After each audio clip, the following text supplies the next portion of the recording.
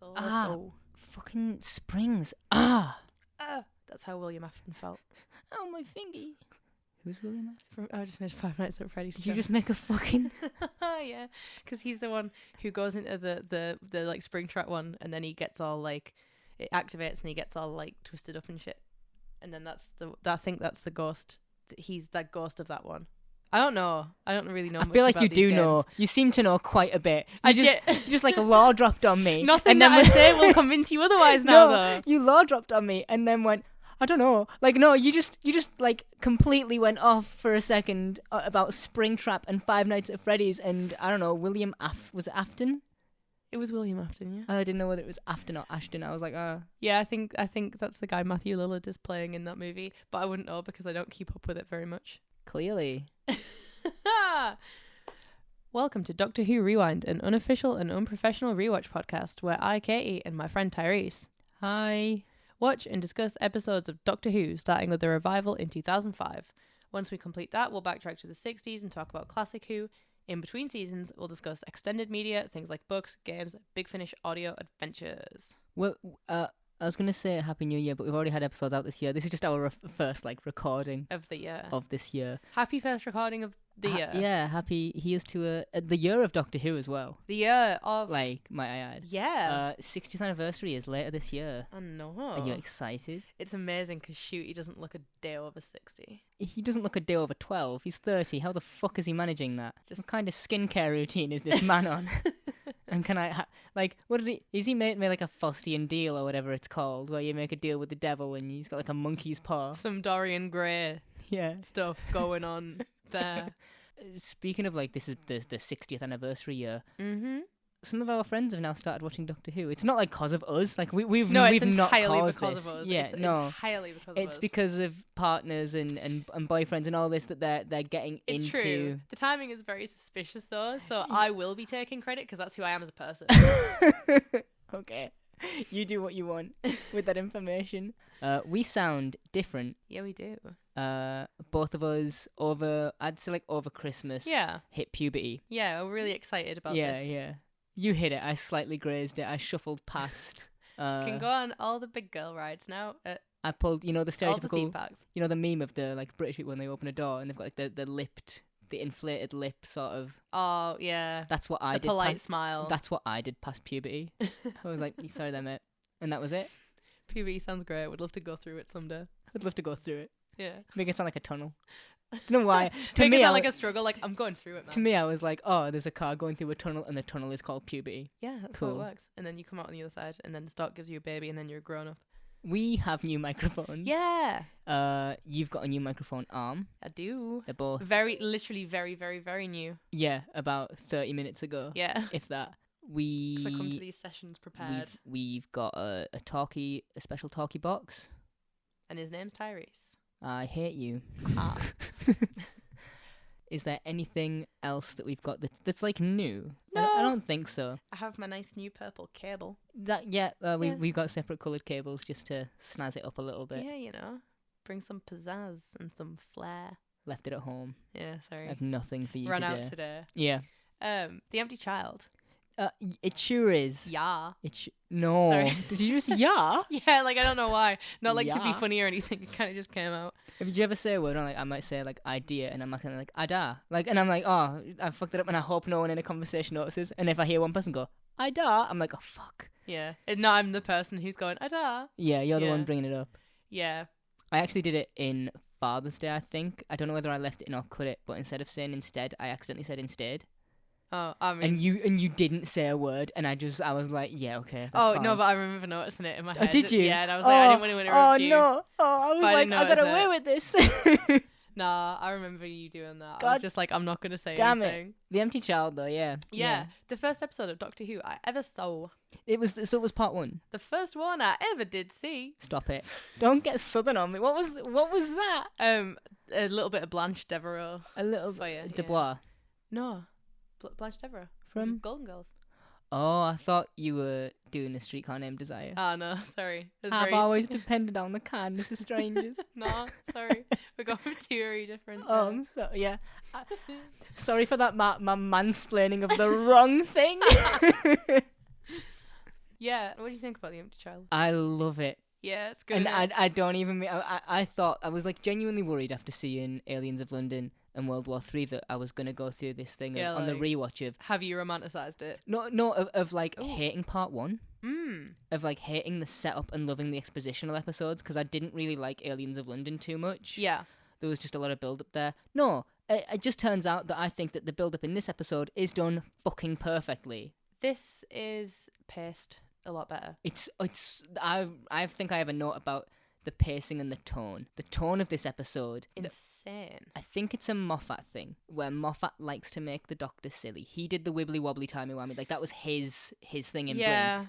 In this, I think this is, some scenes at least, is the silliest we've ever seen Nine, cracking the most jokes we've ever seen him do. Yeah, but I think that fits as well. Yeah, Like, I do like it. In the way that I think a lot of the things that I don't like about later Moffat silliness is You mean Matt Smith? You didn't want to say it. I didn't want to say it. I didn't want to say it. Yeah, he makes Capaldi silly sometimes too, but you know. He does, but I think that's where the overwhelming silliness comes in, is because now he's showrunner. He gets to make him as silly as he wants. It was never... Russell Davies had a very grounded... Yeah, but like in sort of the way that I think like Matt Smith's silliness sometimes feels just like, oh my god, please stop being silly. Sometimes in this episode, anytime Eccleston is being a bit silly, being a bit funny, I'm like, oh, this is appropriate for the tone because of like the children, right? Like, yeah, you know. Yeah, he's trying to get a laugh out of an audience. I wonder what that's like. Yeah, you wouldn't know, would you? Right. Sorry, I'm having a big deja vu. Tell me what the episode was about, and I'll confirm whether or not the deja vu is a thing. Oh, okay, cool. So, the TARDIS is in chase, pursuing a large metal cylinder capable of jumping time tracks 30 seconds from the centre of London. On arrival, the Doctor goes to investigate, however Rose is distracted by a boy wearing a gas mask on the roof. She climbs a rope up there, unaware that it is attached to a barrage balloon, which then begins to rise, taking Rose with it. Meanwhile, the Doctor's investigation reveals that they have landed in the middle of the London Blitz. He returns to the TARDIS, but Rose is already gone. Instead, he's caught off guard by the TARDIS phone ringing. A phone that isn't a phone. A young woman, Nancy, played by Florence Hoth, tells him not to answer it, but he picks it up anyway, hearing a child's voice asking, "Are you my mummy?" Nancy arrives at a house where the family is hidden in the air raid shelter, joined by a table full of orphans and homeless children. The Doctor also arrives here, joining the children for dinner and praising Nancy for what she's doing. However, when he asks if any of the children have seen the cylinder, they go quiet. The gas mask child arrives at the door and Nancy tells the other children to leave out the back. The Doctor tries to reason with the child, but when he goes out into the street, the child is gone. Across London, Rose is saved from the air raid by Captain Jack Harkness, played by John Barrowman, an American RAF volunteer. He heals Rose's hands with his nanogenes, and after a psychic paper exchange, Jack tells Rose he knows she's a time agent. He tells her about the cylinder, a Tula warship that will be destroyed by a German bomb in 2 hours, hers for the right price. The two of them set out to find the Doctor. At Albion Hospital, the Doctor has followed Nancy again. This time, she tells him the child is her brother Jamie, played by Albert Valentine, who was killed during an air raid. Inside the hospital, the beds are full of corpses wearing gas masks. Dr. Constantine, played by Richard Wilson, the last man is left to care for them, warns the Doctor not to touch them. They all have the exact same injuries passed through touch. Constantine breaks out into a coughing fit. He wants the Doctor to stay back. He tells him to check room 802 where the first victim, Nancy's brother, was taken. He tells the Doctor to find Nancy, that she knows more than she's saying. Before Constantine can say anything else, he asks the Doctor, "Are you my mummy?" before joining the rest of the plague victims. Rose and Jack arrive, and Rose tells the Doctor about her playing along with Jack's time agent story. She tells the Doctor about the Tula warship, and the Doctor asks what kind of warship it was. On the Doctor's demand, Jack reveals that the cylinder was an ambulance, an empty shell he was trying to sell before it was destroyed, because Jack is actually a con man. The gas masks suddenly wake up, moving towards the Doctor, Rose and Jack, backing them into a corner, all crying out for their mummy. Ooh, like, yeah. Yeah. So have you seen that one? Wasn't deja vu? No. I legitimately, like not a bit, I actually thought I was having deja vu, and then it sort of wore off very quickly. Oh, okay. Compared to most deja vus. Let's get into it. I love it. I love this episode so much. It's so good. Much. It is very good. I mean, I know that we'll talk about this as we go. I want to say the first, like, legitimately scary episode of Doctor Who. And if you're not scared by this, like, fine. But it's nightmare-inducing for children who are watching it. And even now, I watched the episode today at 22. If I go home and have a nightmare it's because of this. I'll be okay with it. I'll be able to wake up in the morning and go, I'm a 22-year-old and I had a nightmare about a gas mask, baby. There is a thing that is kind of just done generally throughout this episode that is like really, really cool. And like I say, when I first watched this, I was so fascinated by it that I was like, I'm not freaked out. I'm like, you were too engrossed in what was going on and like, to be afraid. So now every time I watch it, I'm just, it's like just that I like it. It's a good time for me. And this must be like super nostalgic for you. Oh, hugely. In particular. Yeah. And like a thing that I sort of really like particularly noticed is that when Jamie is walking around, they just go full Michael Myers with him. Oh my God. Yeah. Like it's so. This show loves a POV shot. It does. Of every Specifically the Davies era, right? Oh, there was the UFO in Aliens of London World War 3. There was the Reapers. They had they do one. The Jagrafest had one, like a top down crane sort of shot. Same with End of the World, I believe. You got one in there from like the maybe in the steward or vents, something. maybe in the vents from the robots. Seem to vaguely remember. Yeah, but I mean, I know it's a cheap and easy, like cost-effective way to do this. Yeah, so but it looks cool. But it looks. I don't know what effect they have on this one, where it looks like a camera in a glass of water. Yeah, it's like super warped. And, and they're like the breathing sounds, like the the Darth Vader-y, in the gas mask. Terrifying. Another thing about the not just like the empty child himself, like Jamie, the adults that we see, costume wise, effective as hell. Yeah, you just give each one of them a gas mask and tell them to lay down. Yeah, and the thing is, on account of them just like obviously all being like 1940s era clothes, it kind of has just, that like natural creepy factor that history just has. Like you expect to see it on a mannequin in a museum, and when you do see it on a mannequin in a museum, you expect the mannequin to jump out and kill you. Yeah, of course. Just because that's what they did back then. They would put on a floral dress, get their rations, and kill the nearest person. Yeah, like the thing as well. If this Jamie thing is him having his whole like Michael Myers moment, then it feels like Dr. Constantine later in the hospital is Dr. Loomis, right? Yeah. Like I very much got that from him as well. Do you know what the subtitle was? The BBC. Oh, you watched this? The BBC iPlayer subtitle of the week. I tried to watch it on iPlayer, but it was very, very fuzzy. Oh, I'm fine with it because I have low standards. What was the opening subtitle this week? Whooshing of TARDIS. Whooshing of TARDIS? Yeah, that's just funny. It is I, whooshing of TARDIS. I've come to steal your time. You mean waste my time? Yes. And then I'd do that for an hour and a half, and you leave none the wiser. Because do you know why? He's lost an hour and a half. Didn't see it, took it from you. Not like right now. Like it's at the end of your life. You live less. Do you know what? That's really, really funny. If you're unaware of this and you're about to die and you're like, oh, my last request is I want to watch like a movie or something. Like I never got to watch like fucking Shawshank Redemption or something, and I will die in exactly the runtime of Shawshank Redemption, and then you're like, ha ha, joke's on you. Boom. Killed. Yeah, that's like the only time Dead. I think that power is useful. You can watch the credits. I'll allow it. Opening scene. Into the notes, yeah. Into the opening scene of this, which it starts with a TARDIS chase, but I think there's only like 2 or 3 back and forth shots of that before we get, we cut between the TARDIS chasing the thing that is more than dangerous. Yeah, not Red in camp. No, Red is camp. I have that. Red is camp. All of he was like, what is it that he says? He's like, all the red alerts and parties and stuff, or all the dancing about because of red alerts in the future in space. All the misunderstandings, all those red alerts, all that dancing. Yeah. Which, in the context of these episodes, I think we are, as an audience, intended to believe that dancing may be a theme. Yeah. A little recurring theme. Yes, a little thing. But we also know from future episodes, no, red alert does not mean camp. Red alert just means red alert. Yeah. Yeah, they just dropped that so quick. Yeah, immediate. Like, what a weird thing to have to... Imagine trying to keep the continuity of that for all 13 seasons that exist. Yeah, like, we have, like, specific Mauve alert. MCU-level timelines planned out Imagine to all of these fucking lights that need to be mauve instead. The panic. Mauve alert! Mauve alert! It doesn't roll off the tongue. It doesn't, does it? that extra time that you take to... Say that extra syllable gets you killed. You're like, mauve alert, and someone's like, it's pronounced mouth. And right as they're saying that, they get shot and killed. Yeah, vaporized.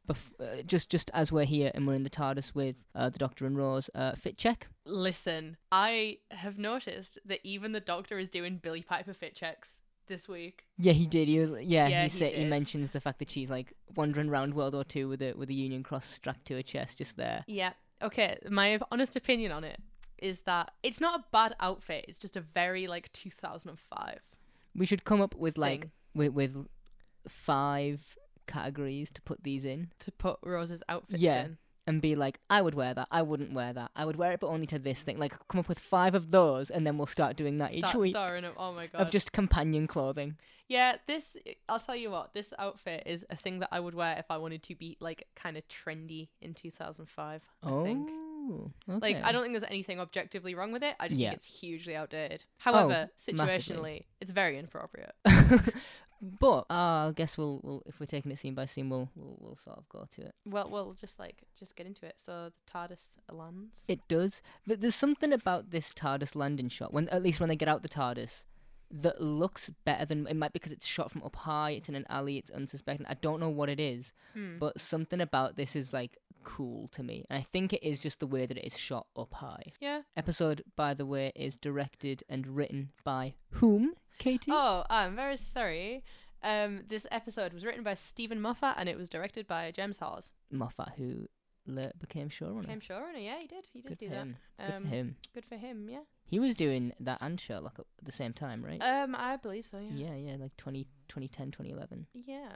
The whole time when everyone loved that shit on the internet. Oh, the Hulock people. Yeah. I see you.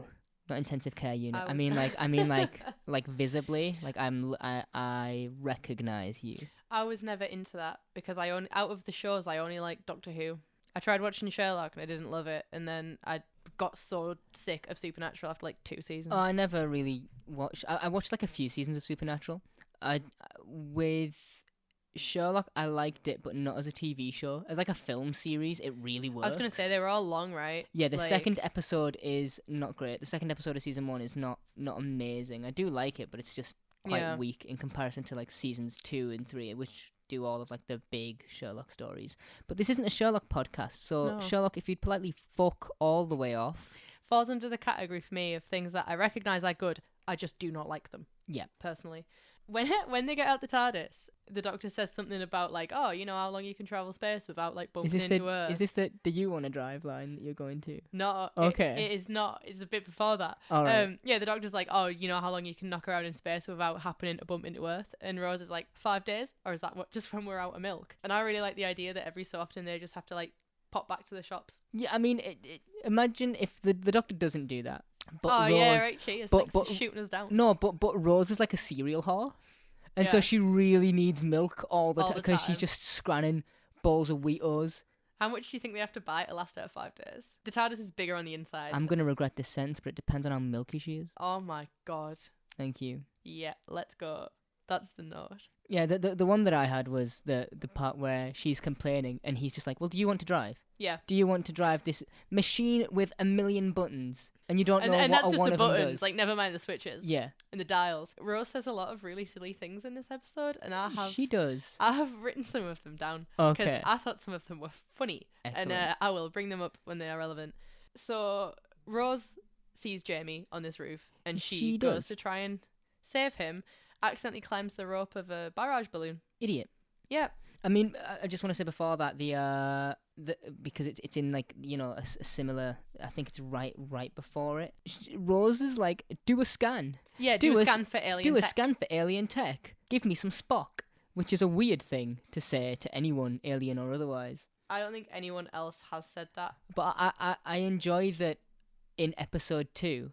You know, we have this scene where Rose is like, this is too alien, it's uncomfortable. And now she's like, not alien enough. Be more alien. Yeah. Please be, and I'm sick of how not alien you are. It's it's like the spacification of Rose, you know. But she tries to go and get Jamie, and I just want to say on behalf of our first instance of hearing the phrase, are you my mummy, or you know, whichever comes first, I just want to say to Jamie / the empty child, fuck off. Oh my god, you're terrifying and I don't like you. Yeah, well the thing is he even says it in a creepy way, and Rose is like, I will continue climbing up here. I think it's a separation of the syllables where it's like, Mommy. It's like almost like singing. You don't have to do that.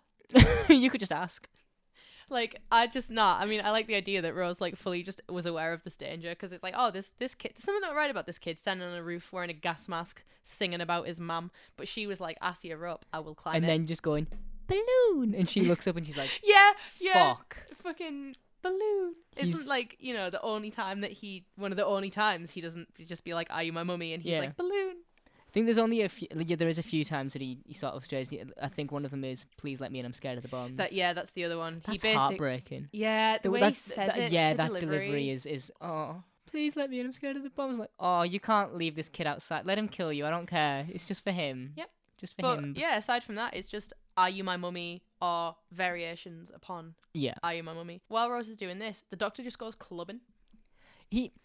This episode is very open mic night doctor. I was gonna say the Ninth Doctor loves. He is dropping. Music. Well, he's dropping jokes, and I mean, they all think of him as a joke when he says anything fell from the sky. Yeah. In his defense, he does not know he's in World War II. That's true. This is he where he finds out that we are in the 40s.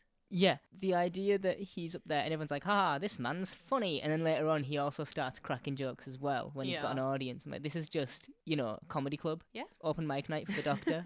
I still stick by what I said a few weeks ago. Which this episode might just be because it's shot at night. It looks freezing. Yeah, it really does. Like I think winter level cold. I just don't know if it's because it's as dark as it is. Shooting at night is difficult anyway. Another thing it was probably shot at night. It was probably shot around the winter as well. But I noticed specifically with Nancy that she always kind of has like a red nose and like red cheeks and stuff, like as if she's been out in the cold. I didn't think about that. Like I sort of I'm an idiot. The Ninth Doctor he goes into this little club trying to find info, and everyone does a little laugh at him. But before that, when this woman's singing, he's just Tallulah. I was gonna say you he would have put the loved devil in me. He would have loved Tallulah with 3 L's and an H. He loves any kind of music, any kind of performance. If there is a tune on, the Doctor will be having a little bop about to it. He's a party boy. He's a party, but you don't have to say 3 L's and an H. Stop doing that. Tallulah with 3 L's and an H. That is who she is. Katie with a blank fucking look on her face. Usually. See, it's not nice, is it? It's not. All right. Just like Tallulah does, in fact, have 3 L's and an H in her name, I also usually have a blank fucking look on my face. So when the Doctor is in here, call out that an air raid is happening. And there is one woman who just like really quickly necks her drink. Like everyone starts getting up from the tables and she just kind of leans in and goes like, and then continues on the way. Yeah. Champion. Too right. That's what she should be doing. Come for a bev with me and Camille Kajuri. We're going for that drink. We're gonna go pub. The reveal that it's World War II, because the siren goes off and he just doesn't acknowledge it for like a few rings, and then he's like, there's like posters on the wall. Yeah. This kind of thing.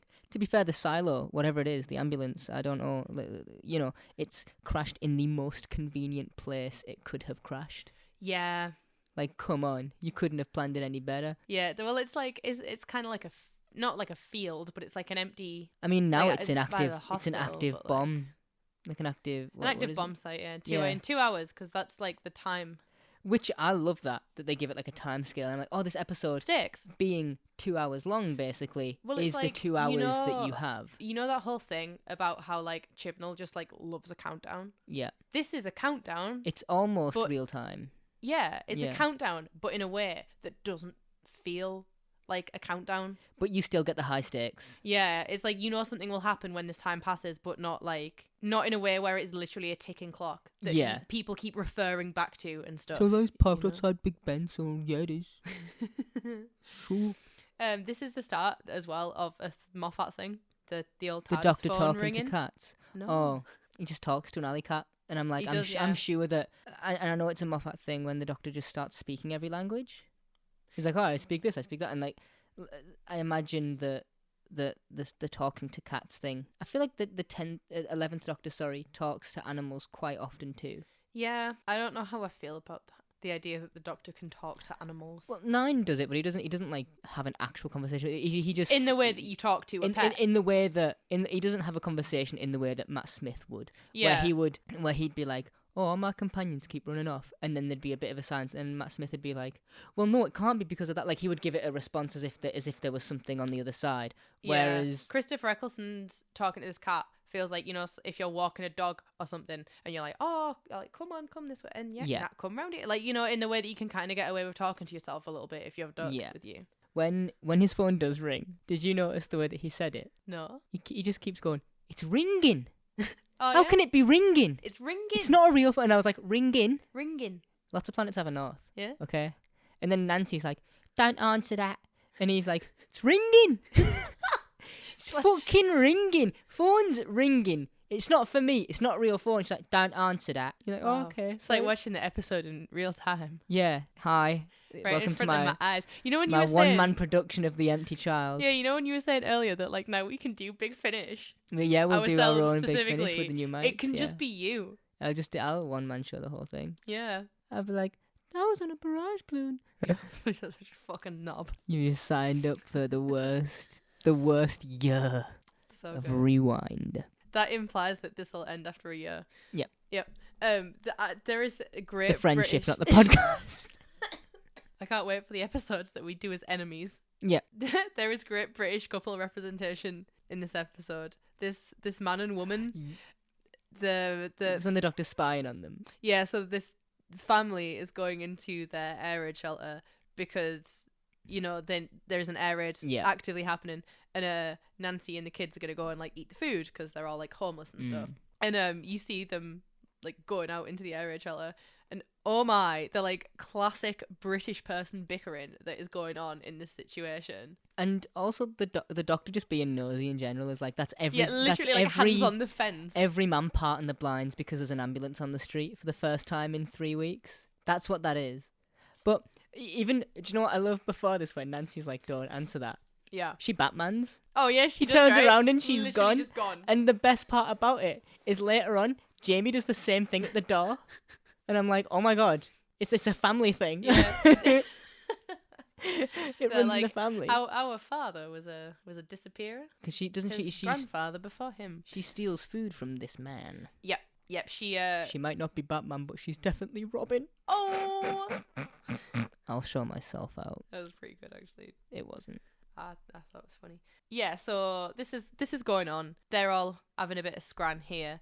Meanwhile, Rose dies 5 different ways in this scene, right? When all the playing, she dies so many times. The one thing that I do hate to imagine, and I think it obviously you can't be like, I relate to hanging 3,500 feet from a balloon or whatever, but the rope burn. Oh, fuck that.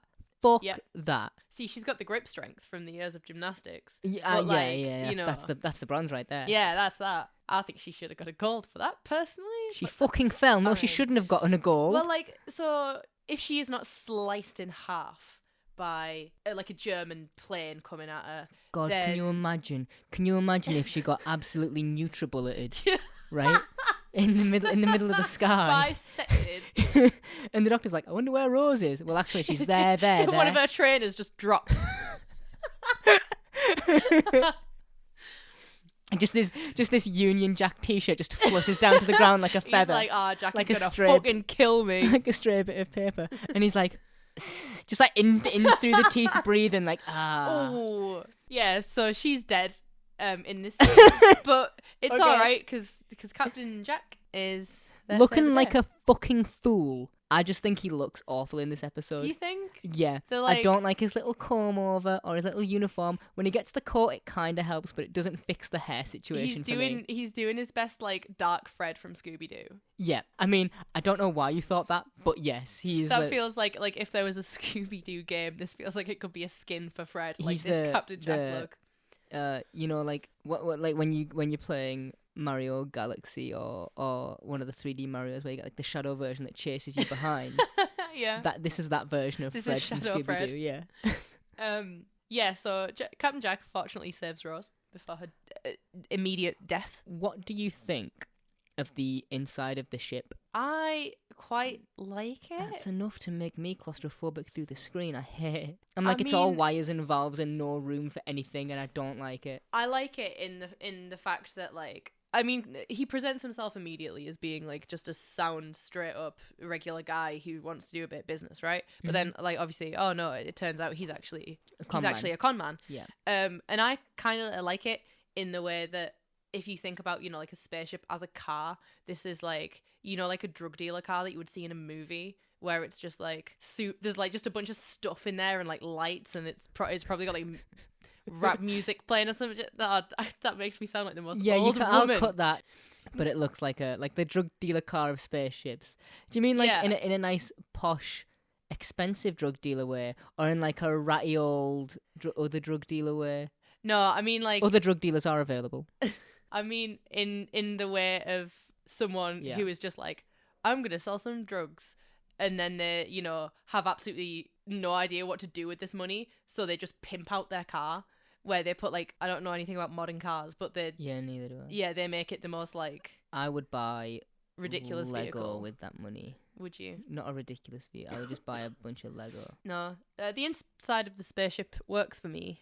I don't like at one point, I don't know if it's in this appearance or the next one, inside it's like an interior ship shot of his, and she's like, oh, it's so dark, and he's like, oh yeah, sorry about that, and he goes to turn the lights on, and I think he's like it's a voice activated or something, because, you know, future, and he does it, and barely anything, like you do see there is changes. there's like a slight, but I'm like, oh, come on, really?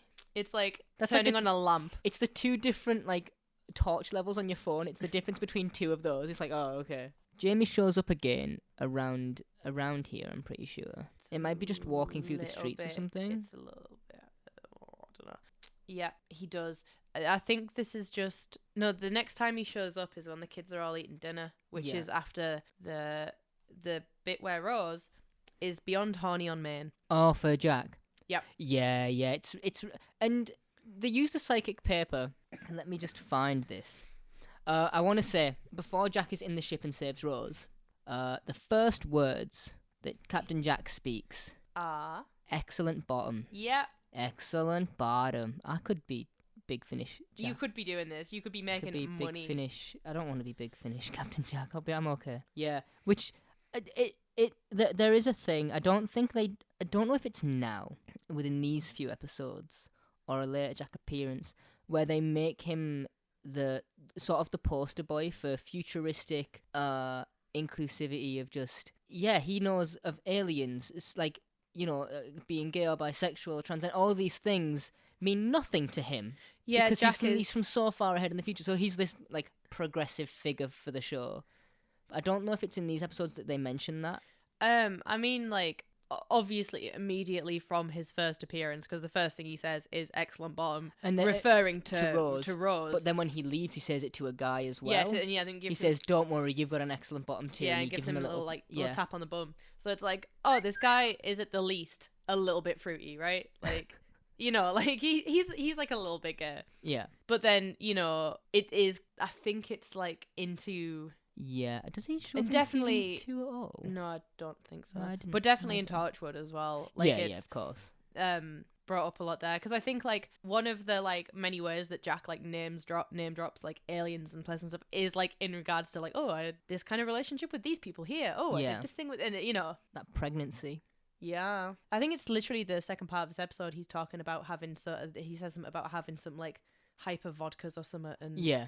Yeah, and like sleeping with his executioners or something. Yeah, I do think that it is this that sort of shows him off as that. Yeah. Rose does the old "I'm not drunk, you're just blurry" sort of deal with him when he's like, "Okay, you're gonna be okay." When she first appears in the ship and she's being tractor beamed in, and he's like, "I'm gonna teleport you. It'll be a bit woozy. You'll be fine." And she's like, "Woozy, you're not even in focus." And then like faints, and I'm like, down bad. Like that time that happened to you at this house here when you were right here. That wasn't to me. No, that wasn't. Someone else looked at me and told me there was 7 of me, because he was just incredibly drunk, and then laid down immediately afterwards. That was, and do you know what the worst part is? Oh my god. That's the day we became friends. I know. That wasn't How stupid is that? That wasn't even a year ago. No. Almost, though. Almost a year. How many other people do you think are friends with someone for, at the time, like 7 months? Yeah. And decide on a long-term commitment to a show? Probably not many. Smart people. Oh, smart people. Who have something about them, yeah. Oh, okay. That's okay, though. Is that how you sleep at night? Yeah. Oh, okay, cool. No, we have fun here. We have fun on Doctor Who Rewind.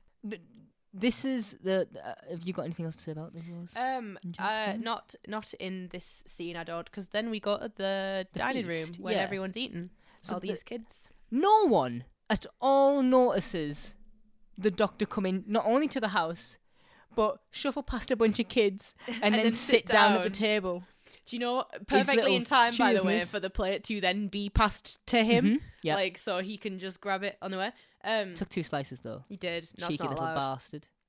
Before that, Yeah. Like right as they come in, one of the kids is because there's like a huge.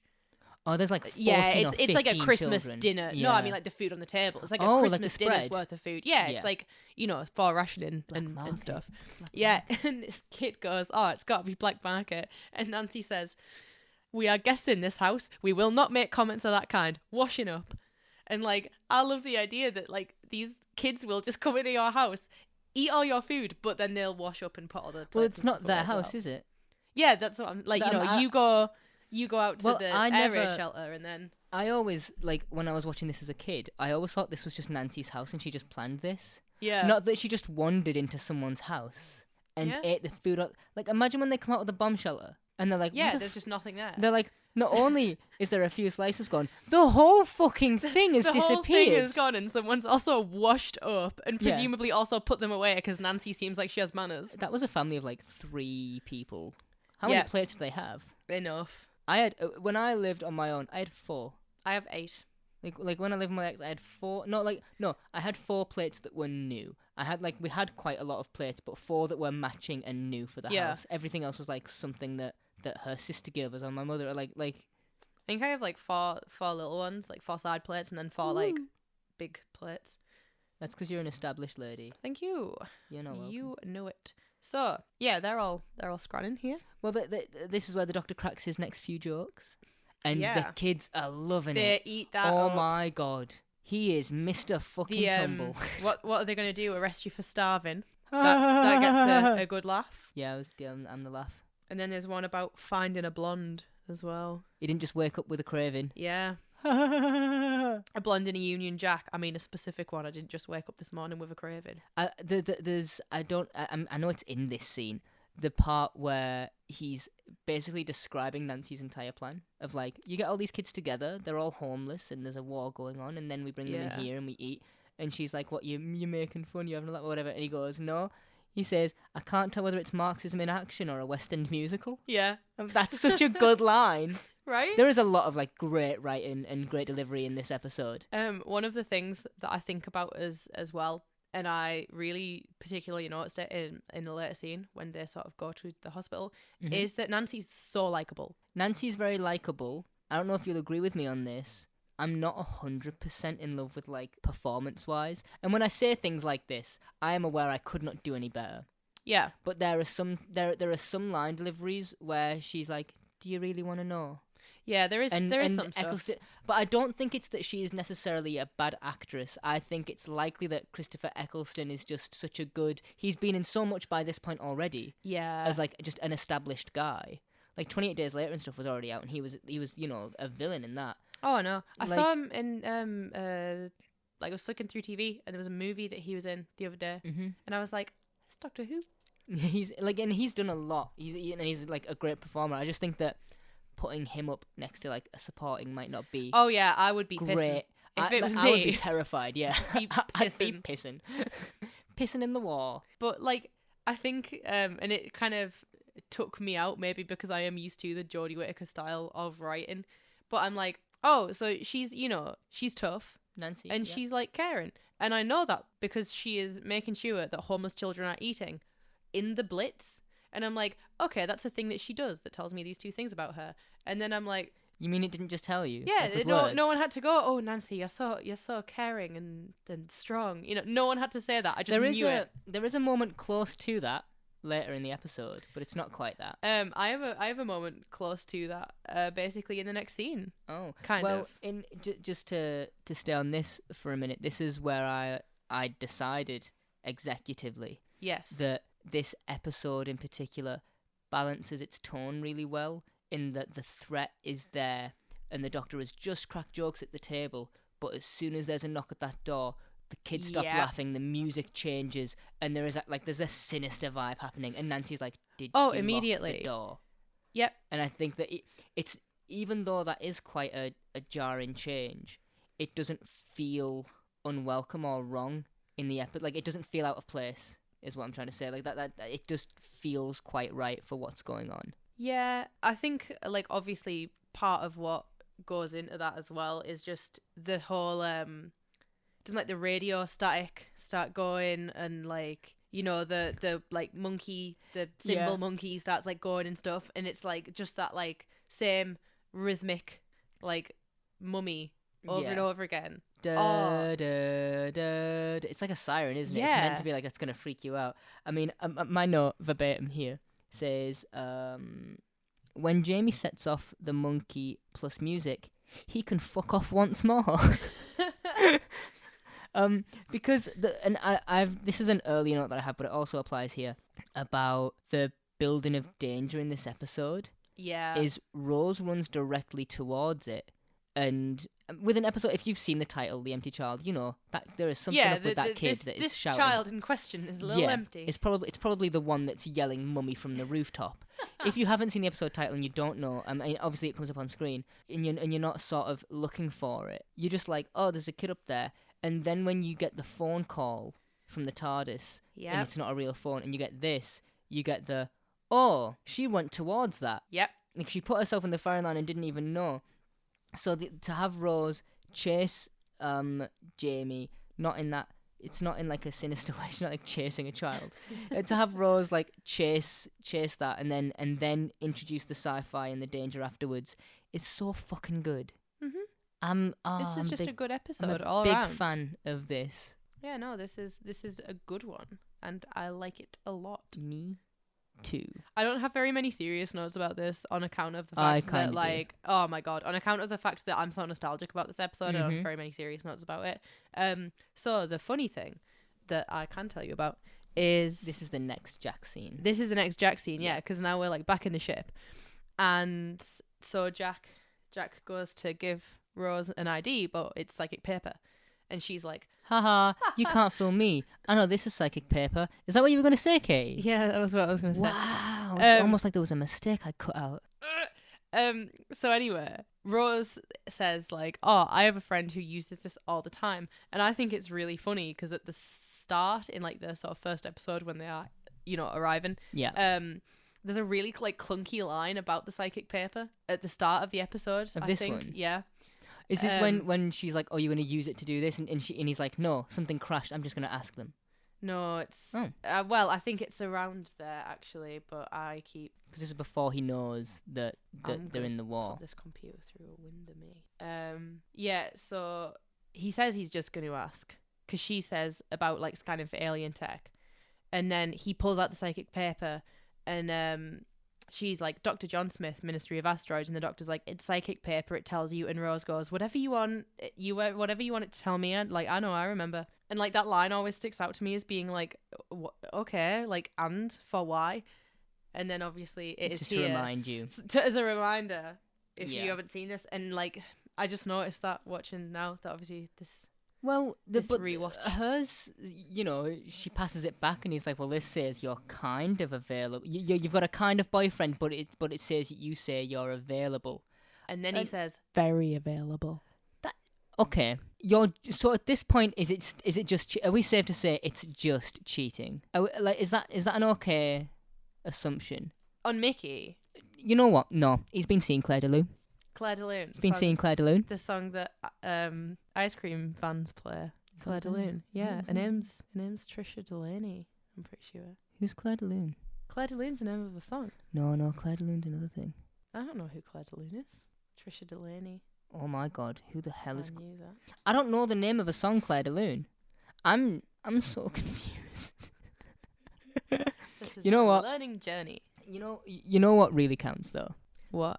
I'm an idiot. Really that's all. That's all I have to say. Is I'm stupid. All right.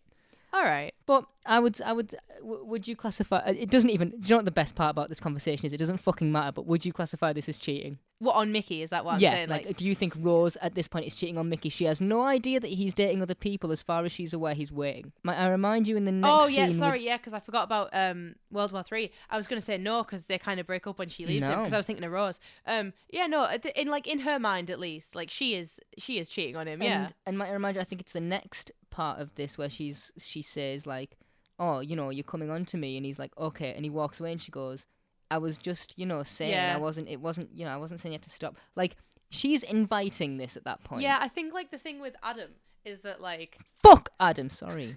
Like, I think in that case, it's kind of like, you know, Rose maybe not necessarily was like, ooh, hello, but she was just like, oh, you can come along with, like, maybe, you know, like, ooh. But with, I think, you know, with Jack, explicitly, Rose is like, she's got her pussy on her sleeve, you know, like, her intentions in this moment. She's got her pussy on her sleeve. Yeah. Ew. She's making it so I've clear. heard a She could pussy not be referred to clearer. as a sleeve, but never. Yeah, she could not be clearer at this point in time. She described herself as very available. She gets an attractive image. She's like, hubba hubba ding ding. Who invented this thing? Also, when Rose gets her hands like repaired by the nanogene robots, the little robots that do the medical And she's like, stuff. tell him I said thanks. Yeah, tell him I said thanks. I want that to be in the dumb Rose lines. Tell these nanobots, these tiny things. These tiny robots. Yeah. Tell him I said thanks. Then they go out. He just reaches into a box and he's like, beep boop bop boop beep. And she's like, thank you. They go out on the balcony, right? Go at the top of the spaceship. And there is a part where it's like, it's invisible, right? So when they listen to Glenn Miller, right? Yeah, you can see like Jack stood against like Big Ben. Big Ben, yeah. Yeah. And then Rose comes out of it, but it's invisible. You can only see her from the waist up, and then she steps like up out the steps, and my brain at that time went, haha, she rose. I was just gonna say, so if Nancy and Jamie are both Batman, does that make Captain Jack Wonder Woman with the invisible jet? Oh my god. Part of the Justice League. Who does that make, Rose? And the Doctor?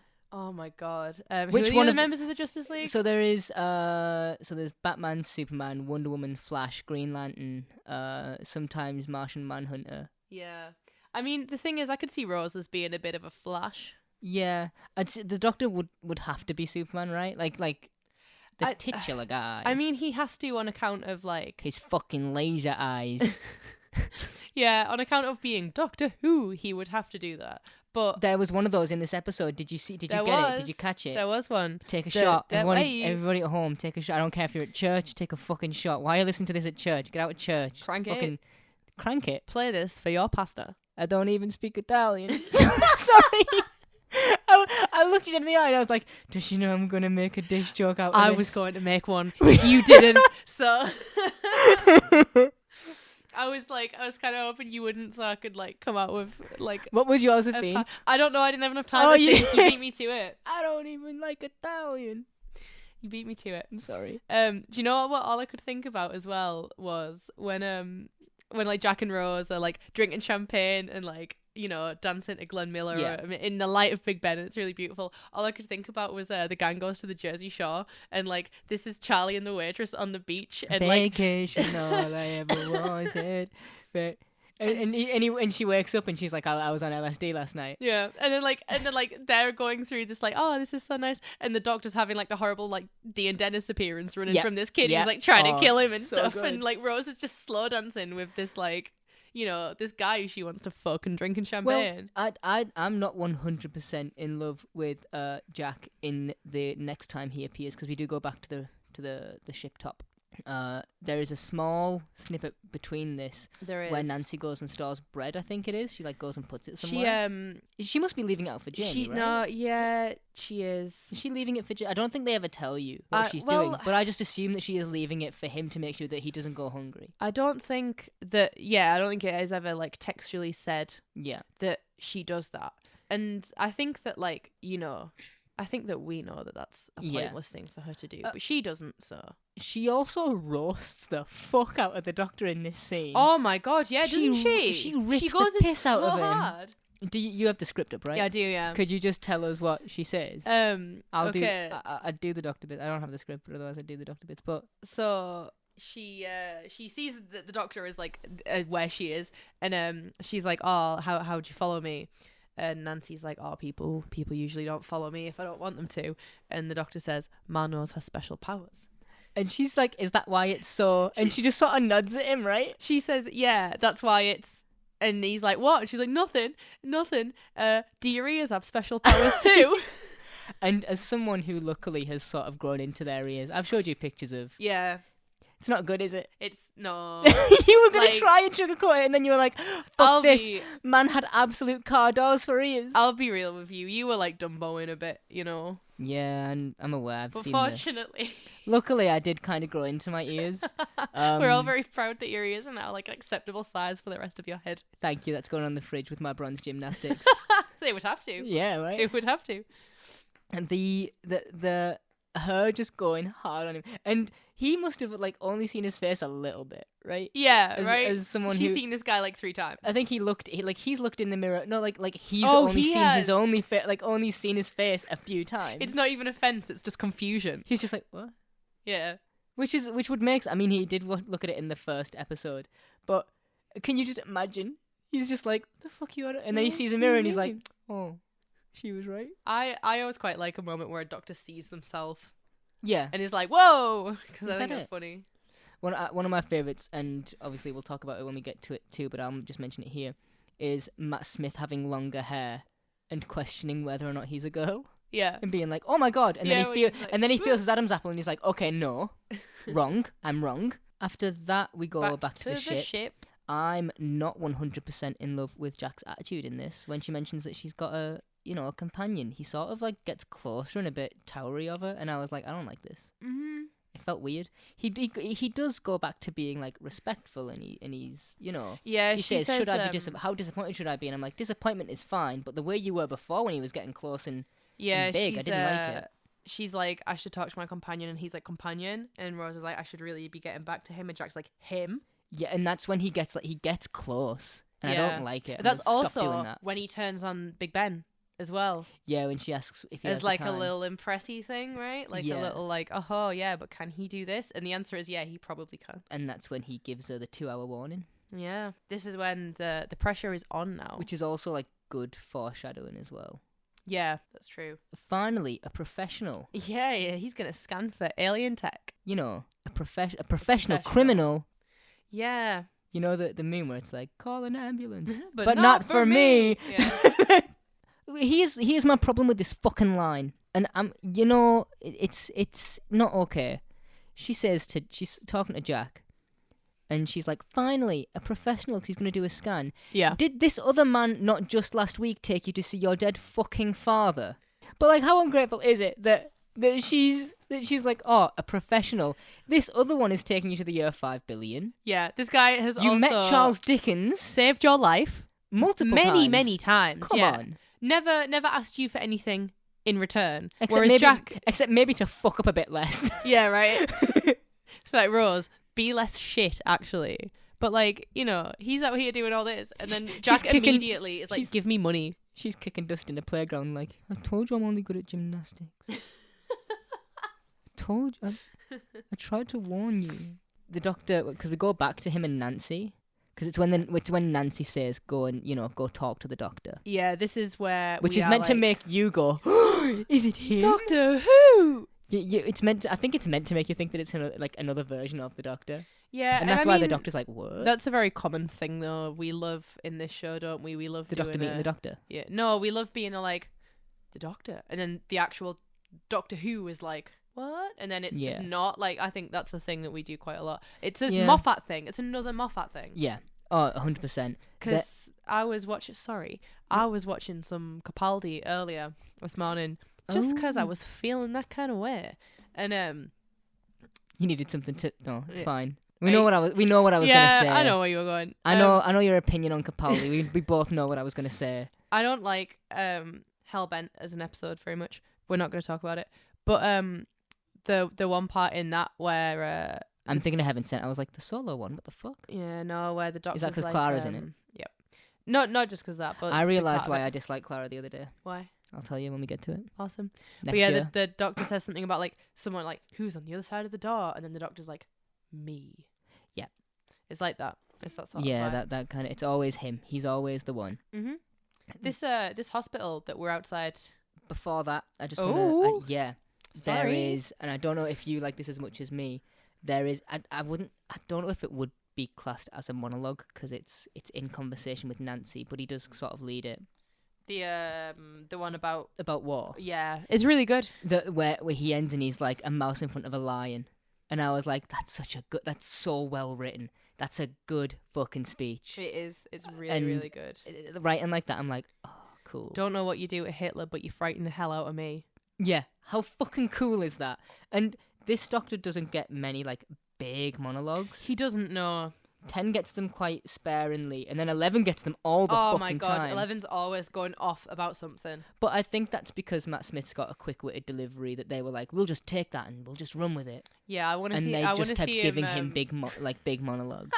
I want to see him do that in like the next season of House of the Dragon, but like in fucking High Valyrian or something. just to fuck with that guy. And it's all in horrible like block text with the black background, BBC different colour. You've got the greyest TV show on television, House of the Dragon, with the most colourful, vibrant, skittle-ass subtitles. They do that as he one talks where, in you a know, when language like that's people not like real. interject and then they put a different coloured like font, different coloured text. I don't know what I was trying to say at that minute. This hospital, this is Albion Hospital. This is a revisit from Aliens of London. It's the same place. Oh. It's Albion Hospital. Oh. Or I don't I know if didn't it's pick like up the on same place as in like the same location, but it's No, but it's in world, it's the same. Yeah, it's the same. Yeah. I mean, did you notice in this when he exits, he looks in one room full of gas mask people. Yes. He exits the room. Yes. And one light is just shaking. Yeah. I was like, who the fuck? I was looking at that and I was like, I don't think that the implication from this is supposed to be, you know, there's something like running around that we don't know about. It's just meant to increase the creepiness. I guess the creepy factor of the Yeah. old hotel. But I was like, who did that? The old hospital. I did that last time. Last week when you were on about the church, I said hotel. Did you? Yeah. How much attention was I paying to you last week? Oh, Holy shit. you called me out on it. Do I? Yeah. Oh, okay. How much of attention was I paying? It wasn't last week though. We recorded it a while ago. Oh, days pass and time moves and. We recorded Father's Day before Christmas. No, fuck off. No, after Christmas. Sorry, just after. It was the week of. Was the it week- before New Year's though? Yeah. Okay. It was the Thursday Cool. before New Year's. Oh shit. Okay, yeah. Then it was a hot minute ago. I was gonna say no way it could have been before Yeah, Christmas. yeah. Um. No, we watched it before. So when he is in the hospital, he is like a thing, and I don't know if you will understand what I mean when I describe this. So I'm gonna try it and You're gonna describe get it. clinical on me. Like this episode is the first one I ever saw, right? Yeah. And also it's like a very early childhood memory as well. Like in terms of actual clear childhood memories that I have, and like not just, you know, things that someone has told me Yeah. and I've gone, oh yeah, okay. It's like that, right? Also because of that, I think like because of the age I was and all this kind of stuff, this just kind of like, what you call it? It kind of like just moved over into my view of history. So like people talk about being scared by this episode. Yeah. And I am not, and I never was. All right, However, fucking balls of steel over here. I'll like sometimes, you know, if you go to a museum or like there's like some kind of like exhibit somewhere. No, I never learned. And and it's like I World refuse. War II. When last time I walked through a museum, it was with both fingers in my ears, going la la la la la la for the whole 3 hours. Yeah. Shit school trip though. Apparently, everyone else said that someone was shouting the whole time. I I couldn't hear them. Yeah, you're alright. I couldn't hear them. But like, yeah, if I go anywhere like that and there's like a World War II set up, Yeah. I get like freaked out because of this episode, which is like, you know, which is very strange. You ever been to Eden Camp? No, I have never been, and I really, really want to go. It's so good. I want to go I'm so just bad. gonna say that I don't know. You know, UK people, I guess. Yeah. Only North. Yeah, sorry, this isn't a very universal one. No. If you want that, one of our friends, she's got a lovely podcast about something that is universal, but I'm not quite sure of the full context of that. Yeah. I just don't listen to her enough to get.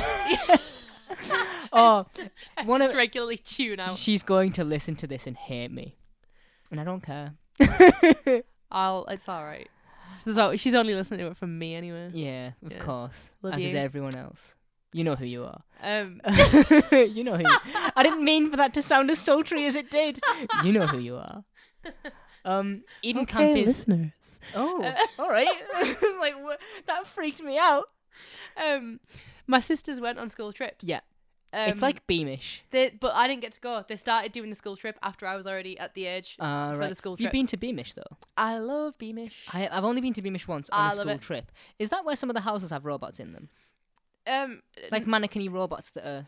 when I mean, I don't know if they are like now robot-y, but they did have like mannequins, Yeah. Because... like the dressed up ones. Yeah, and stuff. I But think like, the best thing about, like... I'm just going to go on a Beamish, right? I don't give a shit. Is shout out to Beamish. well, that's the thing, that everyone who works in Beamish is in character constantly. Yeah. So that there's people that you watch, like you can go and watch hard-boiled sweets be made in the way that they were back in the used to love that. Yeah, back like in the early 1900s, and you can go and watch this happen, and they would in the full get up. Oh yeah, Like like full acts, they would do the whole thing, and Beamish is like a town that just paused. yeah, and I it's fucking awesome. love it. It's so cool. When you see it from a distance and then drive in, you're like, oh my god, why should did we go to everybody? Beamish? Should we go to Beamish? Should we go to Beamish? I haven't been in since the I was summer? like 10. Let's That'd go be to so Beamish. cool. There's probably new stuff at Beamish There's as new stuff, well. yeah. Let's go. That'd be awesome. Let's go to Beamish. Yeah, sick. We're gonna take Rewind on the road. Tour. We're gonna take it to Beamish, and You've heard of World Tour. Now we're doing like a time we're tour. gonna take it to the Whitby Goth weekend and also the Whitby Regatta. Yeah. We're going worldwide, baby. I don't know why that's the voice I use. Sunday. So inside the hospital. In the hospital. So yeah, this is where we are introduced to kind of my favorite character in this episode, Dr. Constantine. Dr. Constantine. He fucking brings it. He is amazing. In terms of his performance, holy shit! As someone who is in the last 5 minutes of this episode and doesn't really appear much more. Richard Wilson, shout out Richard Wilson. Is that who? Richard That Wilson. is who plays him, Excellent. yeah, so so good. I love Dr. Constantine. His cough sounds so real it hurts. Oh yeah. As someone who has the asthma, when I heard him cough, I was watching it and I was like, is this man legitimately ill on You're like, set? I feel you, bud. Is that why the doctor was more than 2 feet away? He was like, I'm not getting that. You've never seen, have you? We were talking about this the other day and don't think you picked up on it. Victorious, the Nickelodeon. I've seen it. Have you? Yeah. Well, we were talking about this the other day and I'm pretty sure. Did you see that episode where that was the most manly I've been they're- my entire life. they're doing a play at the school and Trina is in it and she is supposed to be like, I think it's like a kid with a cough. Mm-hmm.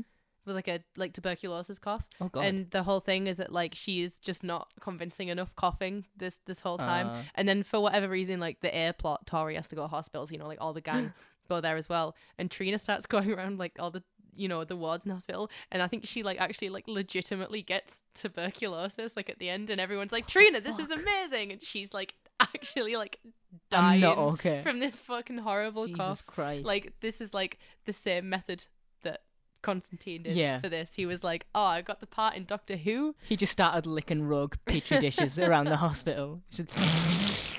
Oh, that was rancid. I don't care. That was a really horrible You know when Scooby-Doo does the licky of the cotton candy? I couldn't even... What was that sentence? This is... I don't know if you want to talk about what you specifically got to talk about with Dr. Constantine, or is it just that you really It's love just him? that I think he's so good. This scene is great. It's very good. And you know what is really annoying? What? The fact that they spoiled it at the end of the last episode. If this was not in the next time trailer... Yeah, at I the agree. End of... Was it Father's Day before Yeah. this? I think Father's Day, I maybe so. a little bit disagreed with you last week. Not like strongly disagreed or anything, but I think I thought that the next time was quite good. And on account of watching it in the context of the episode, I agree with you, and I don't think it should have been in there. Yeah, not at all. No. This is such an important reveal. And it's literally within the last 6-ish minutes of the episode. Why? It's like right before the end. Yeah.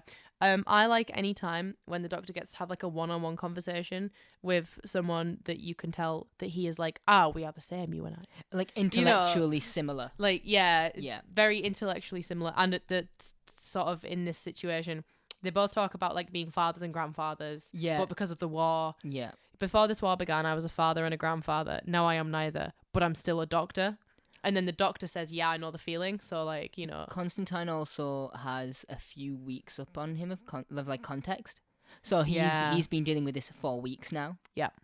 And so seeing the Doctor come in, knowing that he's investigating it and knowing almost immediately where he is intellectually, Dr. Constantine just sort of like clocks him immediately, like, I know. You're gonna. He asks, "Are you a doctor?" And he's like, "I have my moments." And so he goes, "Well, have you inspected any of them yet?" "No." "Okay, go for it." And he goes, and obviously he's all weak and coughing, and he's not well.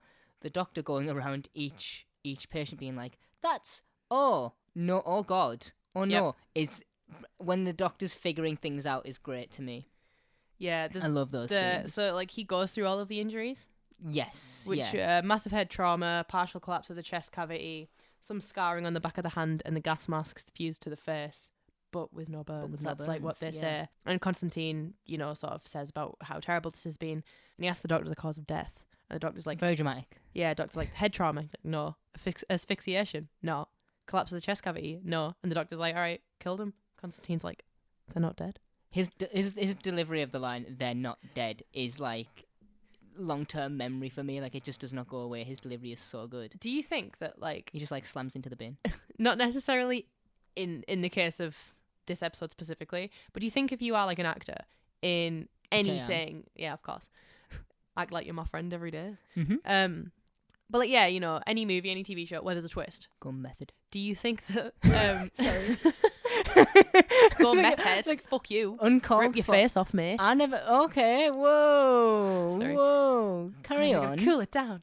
Yeah, do you think being the actor who gets to actually say the line that reveals, like, the twist or the new information, do you think you see that in the script at the read-through and you're like, oh, yeah. I'd be like, I'm powerful. Because, like, if I saw that there wasn't one, they're not dead, and I was that guy, I'd be like, oh, yeah, what a sick line that I get to say. I'd be like, can you put a bin in the shot? I need to hit a bin.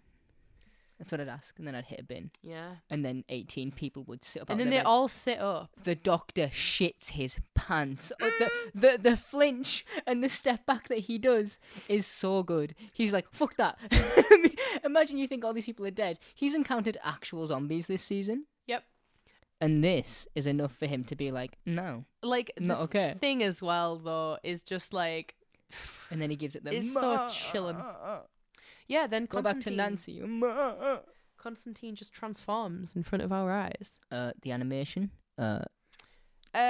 terrifying. Yep, it doesn't look terrible either. It doesn't. Like, it looks quite good. I think it still definitely holds up. I think they must take like the darkest point of the mouth and then begin the mouth part from there, and then the pupils of the eyes to make it seem wide-eyed at first, and then it like protrudes, I guess. But there is a bit where that's like half transformed, right? Where you're like, yeah, nightmare. The sound design, the creaking, leathery, horrible. Oh, I don't want to think about it. Like, but which is one of the reasons why it was scary, because at least for me, you know, because you've got balls of steel, yeah, man, tungsten nuts.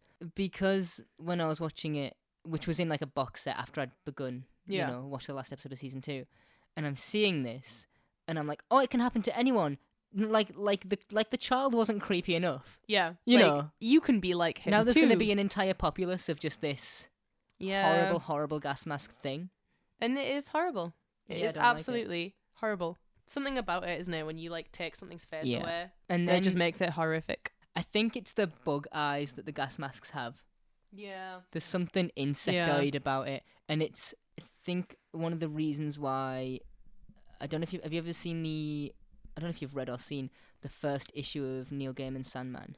I have not done either thing. So the Sandman has 3 things, which is a bag of sand, a ruby, and he would have to have a bag of sand, being that he is the Sandman.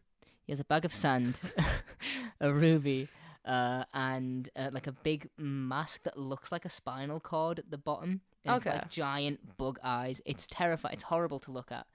But when you see that in the comics, he loses all 3, and that's like the first volume is him getting like reclaiming his things back after being stuck. It's a similar thing where that is also creepy because something about giant buggy eyes. Oh yeah, I also think something about just like blank eyes as well. Yeah, just no life to them. After this, we go out into the corridor because Jack and Rose have arrived. They've finally rocked up. Yep, they're here, and Rose had to tell the doctor everything, you know, about how they're time agents. Time agents. Mr. Spock, the time agent. Yeah, biblically accurate time agent.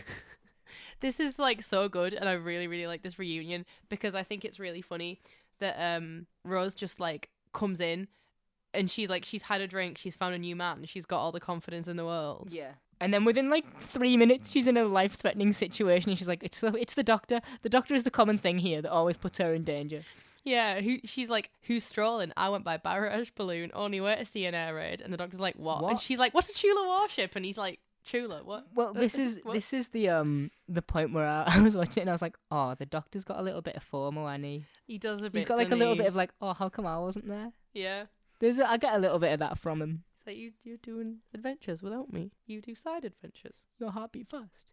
You get enthralled. Oh no. If you don't mind, can I come, please? Mum said if I want an adventure, I can go, as long as your mum says you can go on an adventure. Jackie Tyler's like, absolutely not. They do that lie where they're like, my mum's already said yes. You know the one. You know Yeah. my mum's already said yes. Oh, cool. You got the other mum. Yeah. Yeah, well, his mum's already said yes. Oh, okay, it's fine. Yeah. Fucking nailed it. Checkmate. God. Do you know what? That's the absolute dream of that solution, but the absolute nightmare is The mums getting in touch with each other. is your mum going, you can do it if your dad says yes. And then your dad's like, Ooh. you can do it if your mum says yes. And then it's like no one gets anywhere. And Yeah. it's like, oh my God, one of you break and say yes. I'll just stand between you two whilst you deliberate. Yeah, right. Like, dude, someone say fucking yes, man. I'm going to do it and lie to you anyway. So, like. Jack comes clean here Yeah, he does. about, I'm a con man. It was a con. The thing is, like, if he is a con man, he falls way too easy under pressure. I can't imagine he was very good at his cons. Yeah, not at all. No. He's basically Morty from Rick and Morty, but he's not annoying. Yeah. Whereas I'm sorry to all Rick and Morty fans. Not to Rick and Morty fans, to Morty fans. Just Morty fans. Specifically. There's people out there who's like, I only watch it for Rick. And there's people out there who are like, I only watch it for Morty. Are you a Morty guy or a Rick guy? I'm a Beth girl. Ooh. I haven't seen quite a lot of recent Rick and Morty, so like I don't know if that, I haven't seen it since season 3. yeah, I don't know if that comment's still good, but I like Beth in the first season. She's good. I don't really plan on going back to it. The more Rick and Morty I watch, the less I like it. Yeah, that's why I'm not going back either. So yeah, Jack comes clean, says that this is It's an ambulance. Yeah. It's space junk. I wanted to kid you it was valuable. It's empty. Nothing but a shell. He was going to destroy it before, like, he was going to get payment and then destroy it. Imagine that. Imagine me like, I've just paid for this thing and then it explodes. And you're like, okay. Yeah, I think it's maybe like, is it in the next episode? Because I don't think it's in this one here where he's talking about like the scam or whatever, and he's like, yeah, it was good. Like I sold it to this guy, and then we go to a bar to celebrate the sale. A German bomb falls on it, and it's like, oh no, we like toasted. No, this he bad says luck he's, or he's, whatever. he says about the German bomb falling on it. I don't know about the other two is that when he guys. says it to Rose? But I was a bit no. out of sorts by the end of this episode, just from things happening outside of it. But yeah, you know, so that's Nancy goes to Halloween Town, though. yeah, she does. Jamie breaks in.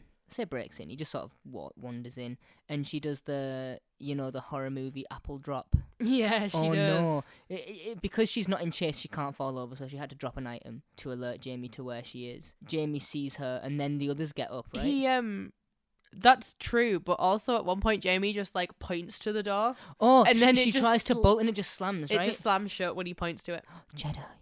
The thing is, like, when I was looking online at some of the stuff about this, like, there is not really anything about like aliens, because there's not really like an alien threat in this episode. Like, this isn't like the focus. There is a very cool and logical reason this has happened that Yeah. I love that we'll talk about next week. But like, there wasn't a lot to find out, right? Mhm. So I was just looking at this kid's like wiki page anyway, just being like, is there anything on here that's like, Yeah. you know, That we can bring up. yeah, anything that's useful. And like, truly there was not really. It was kind of Oh. just like a recap of this info. Mhm. But there was one point where it like explicitly stated that he had like telepathic abilities.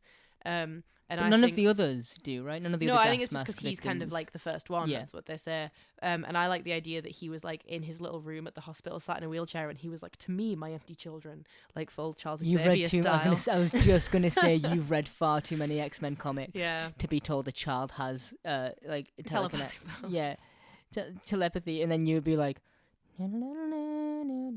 while you're watching the Always episode. in the back of my mind. Yeah, Yeah. you didn't see this because this is a podcast, but to anyone who was listening, I just did the whole like, you know, Oh, the two fingers to the head. te- Yeah, I the didn't think to telepathic bring that up. Charles thing. I just did that, which you No. can't see.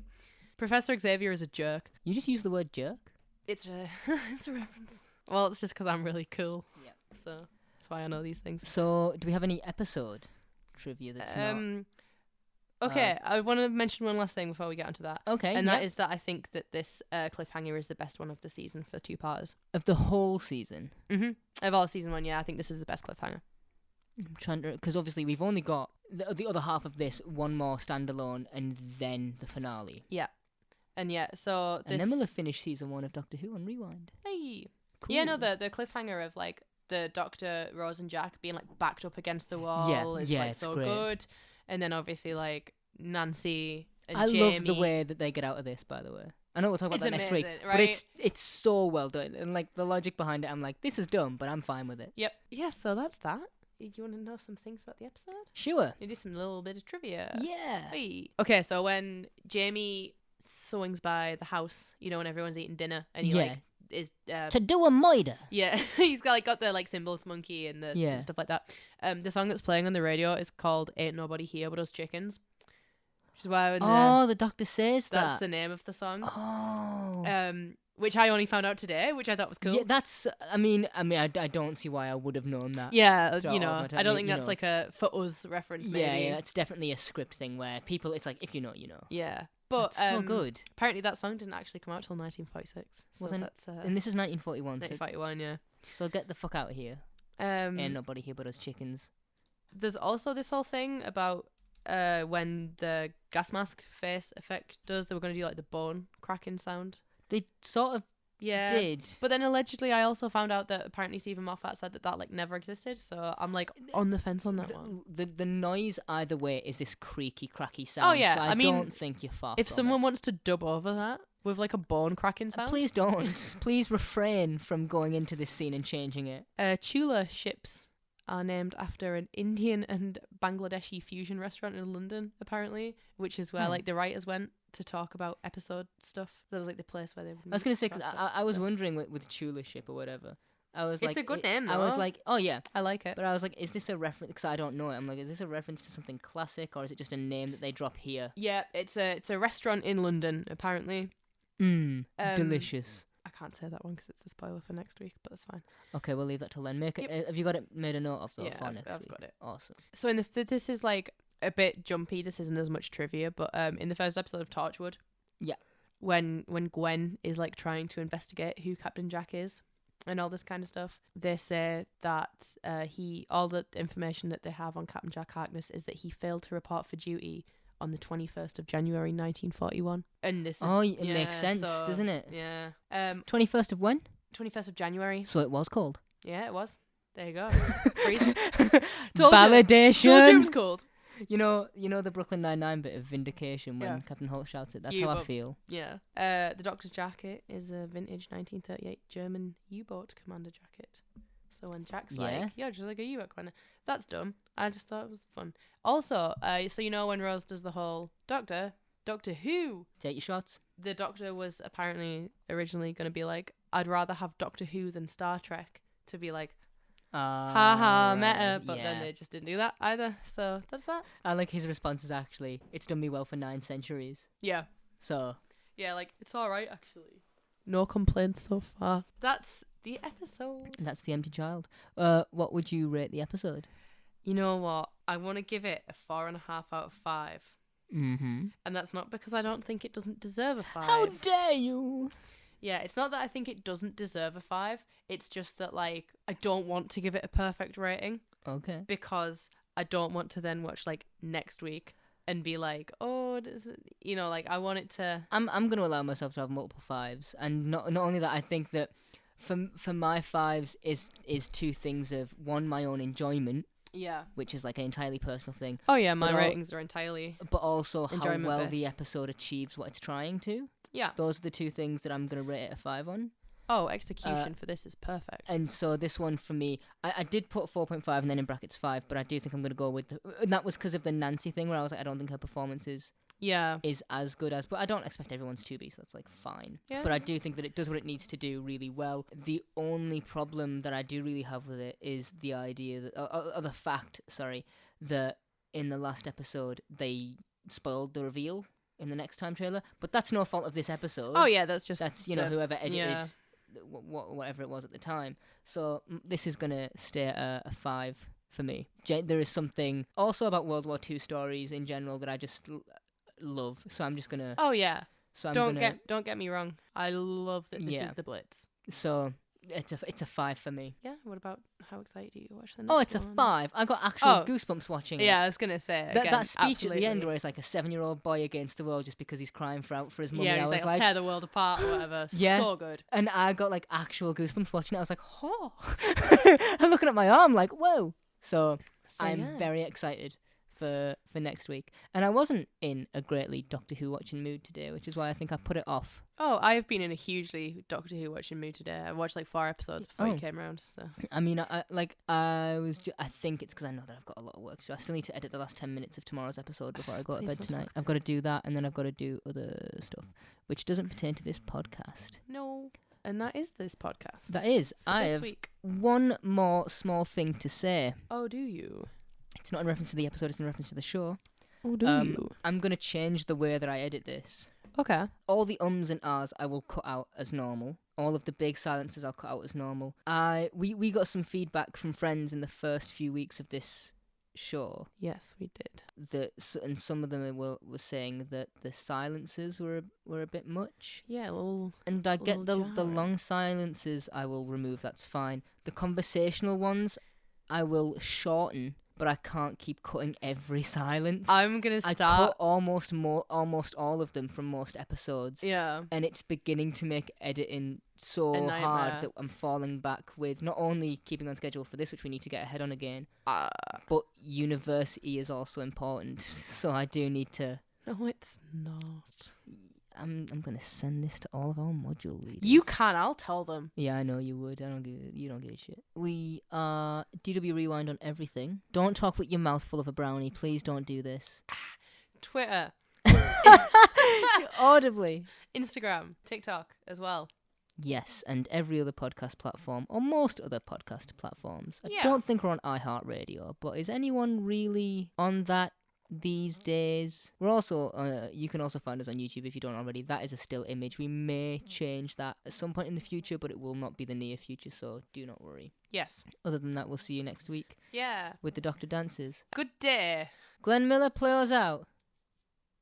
We could not afford Glenn Miller.